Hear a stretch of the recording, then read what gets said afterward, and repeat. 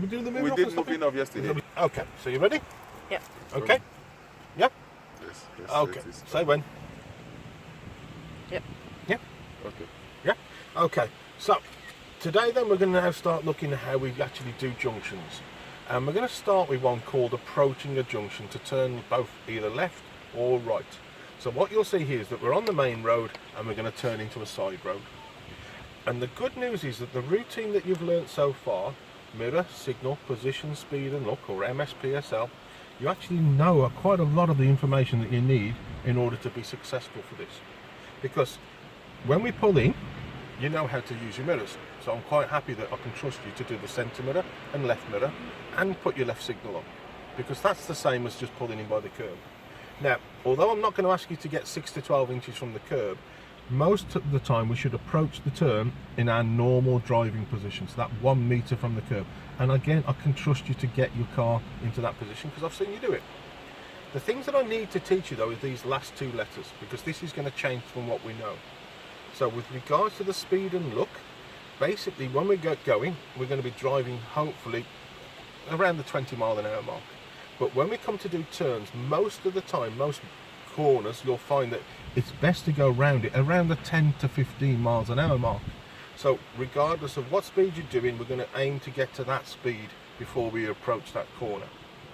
Now, if it involves a gear change, remember to do that as well. But if you're already in the gear you want, remember normally gear 2 between 10 and 20 is the one we want, then that's what I'm going to get you to stay in. Now, once you've brought that speed down, we've just got to check it's safe to make the turn. So what the L means, the look, is that we should be checking first of all up the road, because as you can see in these pictures, there's a blue car here wanting to turn right. And as we already know with learner cars, they don't like being behind us. So if that's the case, you might see him trying to be aggressive and get in front of us. If that's the case, we just have to deal with it by slowing down even more.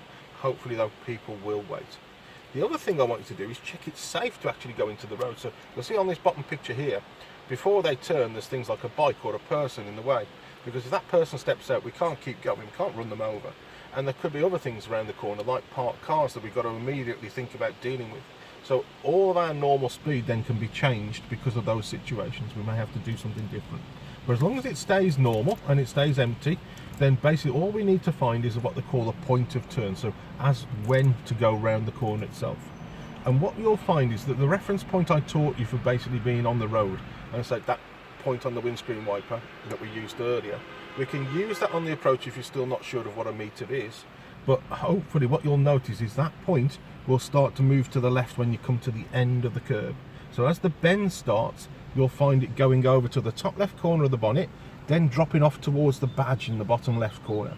So while it's doing that, your job is to follow the shape round for as long as you can. So there's no set amount of steering on this. You just follow that corner by looking into the corner of your car. And then you'll find eventually you'll come round far enough that you'll start to look straight. And just like we've practiced before for moving off, that's the point when you look straight that you've got to get your wheels straight. The final thing I want you to do once you're in that new road is just see if anybody follows you. So check that centre mirror as soon as you get in the new road. And that's all there is to a left turn. Now, with right turns, it's very, very similar, except the fact it's all, you've just got to think of it as a mirror effect. In other words, everything's the other way round. So instead of the centre mirror left mirror, this time we're going to do centre mirror right mirror. To see if anything like Tom is coming down the side of the car. We're going to indicate to the right. Now, depending on the width of the road, we need to position our car differently because we want to be near the line in the middle of the road. So you'll see the car getting closer and closer to that line. Ideally, we want to be about almost touching it, but not quite. And the way we judge that is this time we look for the white line on the corner of the right-hand side of the car. And when you see it near it, but not touching it, then you're okay, you're near that line. Again, I will help you if you need to get any help on that side of things. Now, just like the left turn, we're going to reduce our speed down to 10-15 miles an hour, keeping the car nice and straight on the approach. And basically, once we get to the point of turn, we're going to then look into the new road to make sure it's safe, but also look for cars coming towards us. Now, if that yellow car wasn't there, what we'd do is just complete the turn. And our reference point for that is a new one for us. Because what we need to do is find a point on the mirror where that lines up against the centre line. And hopefully it'll be the same point that I use, which is the top right hand corner of the actual mirror. And when I see that reach the end of the line, I go round that line and steer as much as it takes to square myself up to that centre line. Hopefully then, all I've got to do is get the wheel straight when I look straight and see what's following me. Now, with regards to cars coming towards you, what you'll find is that you've got to make a decision. Is it safe to make the turn? And there's a couple of ways we can do it. Now today, because it's so new to you, I'm going to try and draw on your previous experience. So hopefully, at some point in your life, you've crossed the road as a pedestrian. And if you have, you've got a nice easy life, because you'll know when it's safe to go and when it's not. So if you can use that same sort of idea, if we can walk across the road, we can drive across the road.